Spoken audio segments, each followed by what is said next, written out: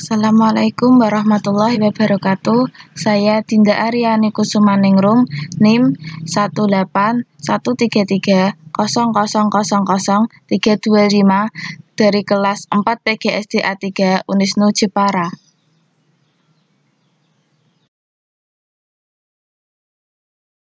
Di sini saya akan menjelaskan mengenai model pembelajaran Inquiry Based Learning.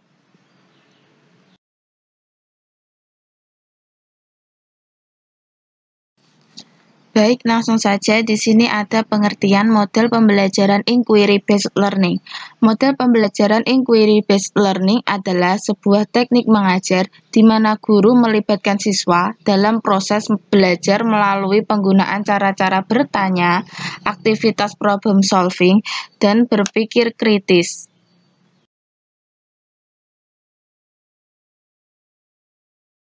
Langkah-langkah pembelajaran Inquiry Based Learning. Yang pertama, ada orientasi, di mana guru merangsang dan mengajak siswa untuk berpikir memecahkan masalah. Yang kedua, ada merumuskan masalah, yaitu langkah membawa siswa pada suatu persoalan yang mengandung teka-teki. Yang ketiga, merumuskan hipotesis, jawaban sementara dari suatu permasalahan yang sedang dikaji. Yang keempat, mengumpulkan data, yaitu aktivitas menjaring informasi yang dibutuhkan untuk menguji hipotesis yang diajukan. Yang kelima, menguji hipotesis, yaitu menentukan jawaban yang dianggap diterima sesuai dengan data atau informasi yang diperoleh berdasarkan pengumpulan data. Dan yang terakhir yaitu merumuskan kesimpulan, proses mendeskripsikan temuan yang diperoleh berdasarkan hasil pengujian hipotesis.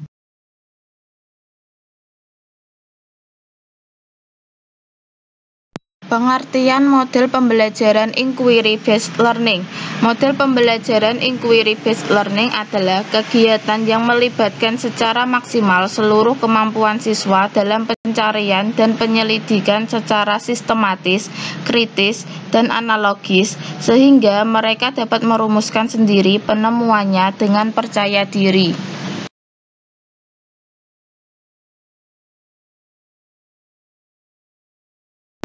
Langkah-langkah pembelajaran Inquiry Based Learning. Yang pertama ada pengamatan, yang kedua ada bertanya, yang ketiga ada mengajukan dugaan, yang keempat ada pengumpulan data, dan yang terakhir adalah penyimpulan.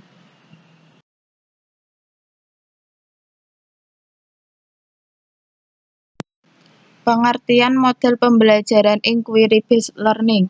Model pembelajaran Inquiry Based Learning merupakan suatu pendekatan yang digunakan dan mengacu pada suatu cara untuk mempertanyakan, mencari pengetahuan atau informasi, atau mempelajari suatu gejala. Langkah-langkah pembelajaran Inquiry Based Learning. Tahap pertama, anak menghadapi masalah yang dianggap memberikan tantangan untuk diteliti dan membuat praduga sementara.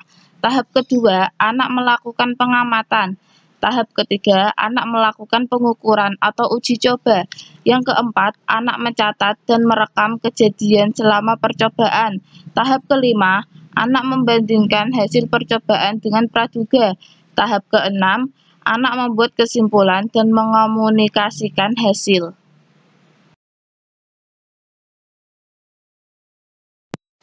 Jadi, kesimpulannya, model pembelajaran Inquiry Based Learning merupakan suatu model pembelajaran di mana siswa berperan aktif dalam pembelajaran, serta siswa diminta untuk mengamati dari suatu masalah. Dan perbedaan dalam ketiga langkah tersebut yaitu terdapat dalam langkah kedua di mana anak diminta langsung untuk melakukan pengamatan tanpa guru memberi rangsangan terlebih dahulu. Untuk yang lainnya, pada intinya sama.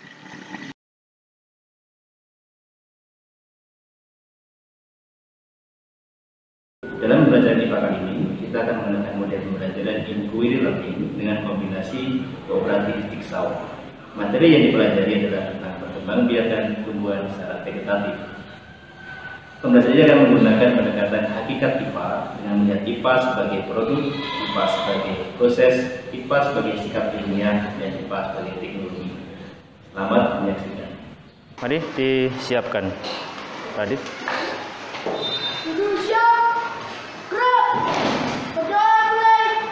Selamat pagi semuanya. Waalaikumsalam warahmatullahi wabarakatuh. Bagaimana kabar kalian pagi hari ini?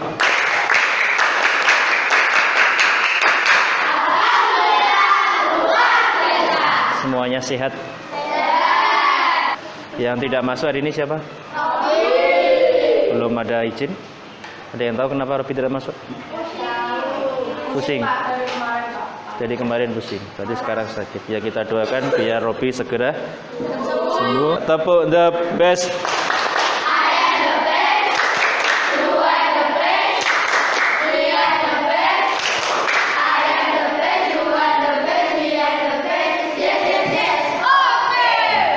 Nah, hari ini kita akan belajar cara perkembangbiakan yang lain pada tumbuhan. Jadi tujuan pembelajaran kita yaitu mengidentifikasi perkembangbiakan vegetatif tumbuhan. Pak Yudi punya apa ini ya? Jambu biji.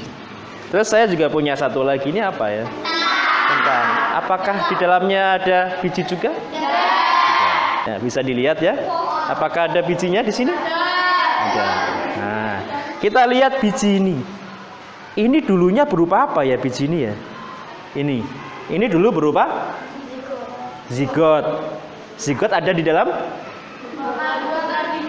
bakal biji. Semuanya itu ada di dalam bunga. Ini dulu berasal dari sebuah bunga. Ya, jadi satu buah ini dulu adalah sebuah bunga yang memiliki alat kelamin jantannya namanya benang sari, alat kelamin betina namanya putik. Terjadilah penyerbukan, kemudian terjadi pembuahan, hasilnya biji. Biji apa buah? Biji. Nah, ini kalau kita tanam jadi tanaman baru nggak? Nah, itulah yang dikatakan perkembangbiakan secara atau generatif atau secara kawin karena terjadi pembuahan. Ini contohnya, konkretnya. Tapi bagaimana dengan ini? Kita belah coba ya. Ini apa? Kentang. Apa ada bijinya? Kok tahu? Nah, kalau yang suka bantu ibunya masak pasti tahu kalau dalamnya nggak ada. Diki tahu nggak kalau dalamnya ada bijinya? Nggak tahu. Kita belah ya. Ada bijinya ya? Nah, ya. Nah, terus pertanyaannya, kentang kalau tidak ada bijinya bagaimana perkembangbiakannya? Vegetatif? Apa itu vegetatif? Ya, itu yang akan kita pelajari hari ini. Kita akan mempelajari bagaimana dengan tanaman yang tidak memiliki biji. Dan apakah mereka punya manfaat? Punya. Coba contohnya jambu biji punya manfaat? Apa manfaatnya jambu biji? Apa? Terus kalau kita makan manfaatnya bagi tubuh kita apa? Sehatnya karena apa? Memiliki vitamin C yang sangat tinggi dan bisa menyembuhkan penyakit. Pintar. Pak Yudi punya sebuah video tentang manfaat dari tumbuhan.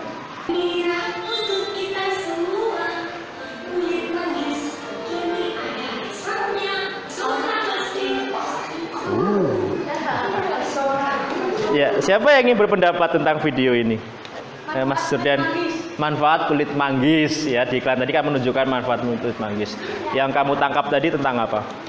Tentang menjaga kulit, Pak. Menjaga kulit. Oke, nah sekarang semua sudah terbentuk ke kelompok asal. Tugas kalian pertama di kelompok asal nanti mendiskusikan beberapa tumbuhan yang ada di sekitar kalian. Kira-kira tumbuhan itu berkembang biak dengan cara apa dan sebagainya ya.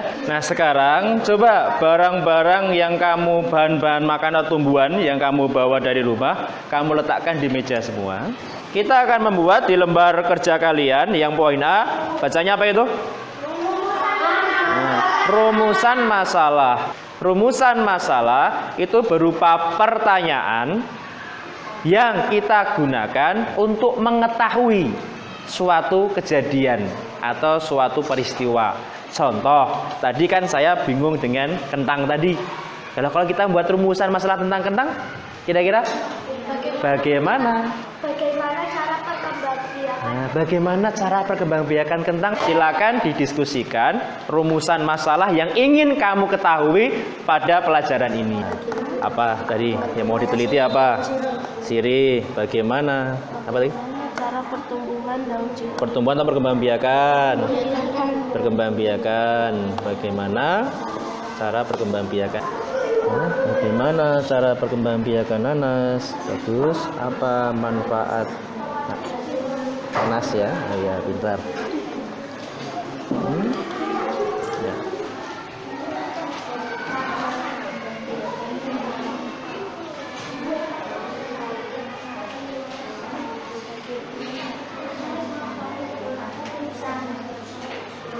Setelah kalian merumuskan masalah, langkah yang kedua apa itu? Hipotesis. Ada yang tahu hipotesis itu apa? Tidak. Hipotesis itu saya beritahu adalah jawaban sementara, dugaan sementara. Kira-kira kalau rumusan masalah seperti itu, jawabannya seperti apa?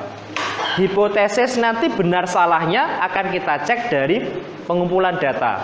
Ya, jadi kalau rumusan masalah apa manfaat bawang putih, nah kira-kira apa, kan kamu pasti pernah dapat informasi tuh tentang manfaat bawang putih. Nah, untuk bumbu harus tulis saja dulu. Mungkin lebih dalam lagi untuk tubuh kita apa manfaatnya, ya boleh kan begitu. Apa misalkan ya? Krian. Krian. Dia Pak, krian. Untuk krian, berarti kalau krian itu untuk apa? Menghilangkan apa? Menghilangkan masuk angin. Nah, tulis saja manfaat bawang putih menghilangkan masuk angin. Pintar. Nanti kita cek apakah hipotesis itu betul atau salah dengan mencari data yang ada. Untuk menjawab rumusan masalah dan membuktikan hipotesis yang sudah kalian buat, kita akan masuk ke langkah selanjutnya, yaitu mengumpulkan data atau informasi. Kalian nanti akan bergabung dengan tim ahli masing-masing, kemudian mencari informasi dari berbagai sumber, bisa dari buku, dari artikel, dari smartphone kalian, melalui internet, bisa. Cari data sebanyak-banyaknya untuk membenarkan atau menyalahkan hipotesis yang sudah kalian buat. Sampai sini jelas? Silakan sesuai kelompoknya. Rizoma di mana? Umbi lapis di mana? Alat tulis dan bahan yang disiapkan.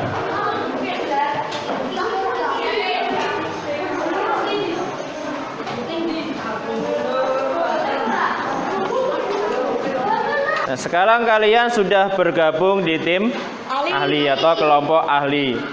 Tugas kalian masing-masing kelompok mencari informasi dari benda-benda atau bahan-bahan yang kamu bawa.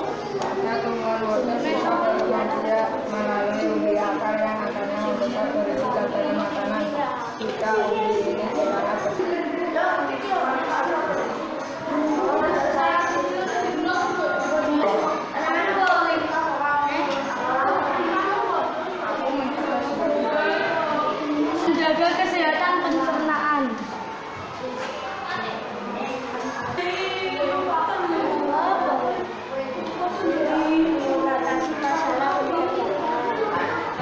Sekarang kalian sudah kembali ke kelompok asalnya masing-masing. Nah, sekarang dari kelompok ahli tadi menyampaikan hasil diskusinya kepada kelompok asal. Kemudian kalian menguji kebenaran dari hipotesis yang sudah dibuat sebelumnya, dari pernyataan-pernyataan yang disampaikan temanmu tadi. Hasilnya kamu tulis di kolom hasil diskusi. Bagaimana cara pembiakan dan manfaatnya. Cukup jelas? Ya, silakan dilaksanakan tugasnya, kurang lebih 15 menit.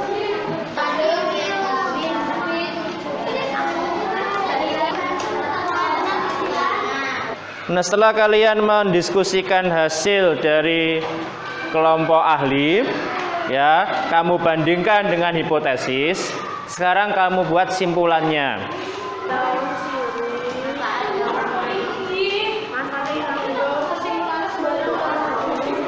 Dah, sekarang kita buat kesimpulan bersama-sama.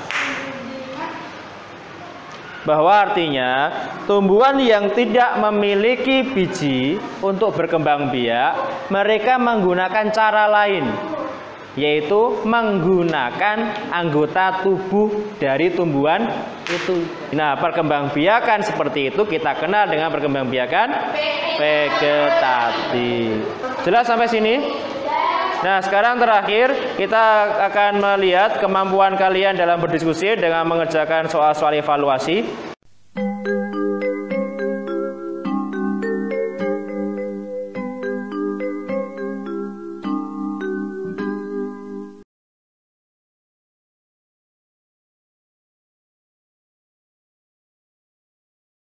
Berikut adalah daftar pustakanya.